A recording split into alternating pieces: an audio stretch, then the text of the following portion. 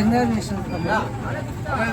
NDA ప్రభుత్వం అధికారంలోకి వచ్చిన తర్వాత తెలుగుదేశం ప్రభుత్వం చంద్రబాబు నాయుడు గారు, ప్రధానమంత్రి నరేంద్ర మోడీ గారు, ఉప ముఖ్యమంత్రి పవన్ కళ్యాణ్ గారు ముగ్గురి ఆధ్వర్యంలో ప్రజలకు సేవ చేసే విధంగా ఎటువంటి ఇబ్బంది కలిగించుకోకుండా ప్రజల వద్దకే అన్ని తీసుకెళ్లే విధానంలో ముఖ్యంగా రేషన్ అనేది ప్రధానమంత్రి ఆధ్వర్యంలో జరుగుతుంది, అదేవిధంగా ముఖ్యమంత్రి ఆధ్వర్యంలో కూడా జరుగుతుంది.